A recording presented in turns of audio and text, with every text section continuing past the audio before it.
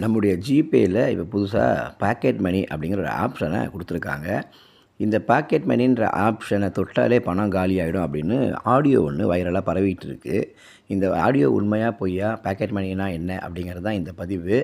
Pocket money அப்படிங்கிறது மகனுக்கோ இல்லை மகளுக்கோ இல்லை அம்மாவுக்கோ இல்லை அப்பாவுக்கோ, அதாவது முன்னாடியே நம்ம ஒரு அமௌண்ட்டை செட் பண்ணி வச்சுட்டோம் அப்படின்னு சொன்னால், அந்த அமௌண்ட்டை நம்மளுடைய அப்ரூவல் இல்லாமலே அவங்க எடுத்துக்கலாம் அந்த பணத்தை.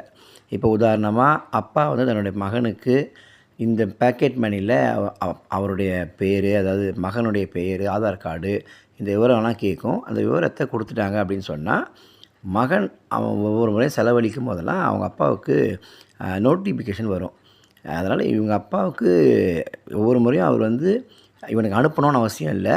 இப்போ ஒரு ரூ. 2000 ஒரு ரூ. 5000 அப்படி சொல்லி செட் பண்ணி வச்சுட்டோம்னாக்கா, அந்த பணத்தை வந்து அப்பாவுடைய ஒவ்வொரு முறையும் அப்பா அனுப்புங்கப்பா அனுப்புங்கப்பான்னு சொல்ல வேண்டிய அவசியம் இல்லை. அவனே அந்த பணத்தை வந்து எடுத்துக்கலாம் அவனுடைய ஜிபே அக்கௌண்ட்லேருந்து. வேறு ஒன்றுமே இல்லை. இது அக்கௌண்ட்டை தொட்டாலே காலியாகிடும் அப்படிங்கிற ஒரு பொய்யான ஒரு ஆடியோ ஒன்று வைரலாக பரவிக்கிட்டு இருக்குது. இந்த பாக்கெட் மணியில் 5 பேரை நம்ம வந்து ஆட் பண்ணிக்கலாம்.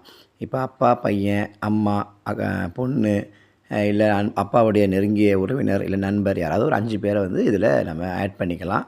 5 பேருக்குமே அப்பாவுடைய பணத்திலிருந்து இத்தனை எவ்வளோ லிமிட் கொடுக்குறாங்களோ அந்த லிமிட்டில் யூஸ் பண்ணிக்கலாம். இல்லை லிமிட் வேணாம் அப்படின்னு சொன்னால் நோ எவர் அப்படின்னு சொல்லி ஒரு ஆப்ஷன் இருக்குது. அந்த ஆப்ஷனை யூஸ் பண்ணிக்கலாம். இதனால் இது தொட்டாலே பணம் காலி ஆகிடும் அப்படின்லாம் இல்லை. கிட்டத்தட்ட